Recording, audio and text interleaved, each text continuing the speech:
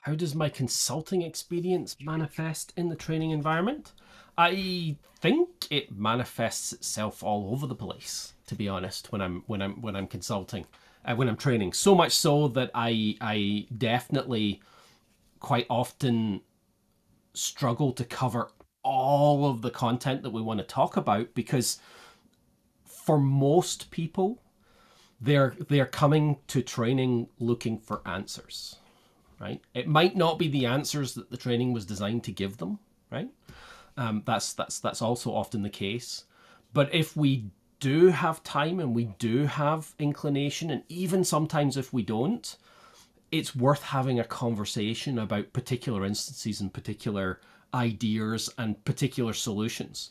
And one of the things that I feel that I bring to a training class, that folks that aren't actually consulting, haven't actually been consultants, kind of aren't able to leverage, is those situational experiences that I've had in organizations with teams, with leadership groups, where we're trying to figure out how to solve a problem and they're doing some crazy thing. I think my favorite thing that I talk about a lot is I've always got a worse story than whatever the students bring, right?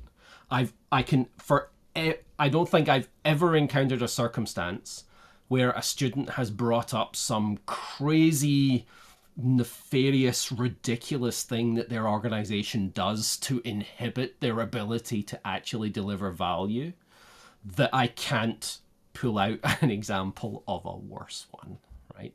Of a team or an organization that is just worse, right? And almost in almost every circumstance, from technical things that are worse, from cultural things that are worse, to actual implementation things in the way they do business that inhibits the ability for teams and organizations to actually get value. And you'd think that would be something they would want, right?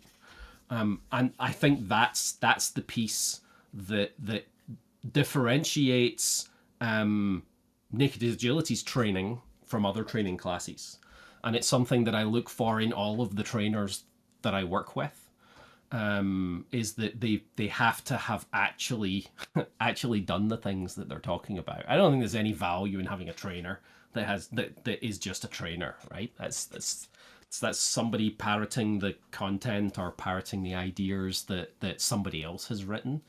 They actually has to have understood them and lived them, so that they can not only tell you, here's what this thing is supposed to be, but also say, but I understand that you're over here, and here's how I have seen organizations either split that difference, do something differently that gets them as good there as they can, or perhaps even an organization that has thrown out their existing system in order to move to that new system, and what that meant for the business and the types of conversations that had to be had so that the students feel like it's possible, right? That's the bit that quite often there's a huge difference between the Agile and Scrum and Lean and Kanban that we talk about in training, and where companies actually are, and people find it very difficult to understand how do they close that gap, and that's what a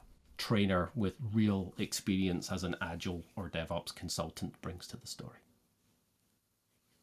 Thanks for watching the video. If you enjoyed it, please like, follow, and subscribe. I always reply to comments, and if you want to have a chat about this or anything else Agile, Scrum, or DevOps, then please book a coffee with me through NKD Agility.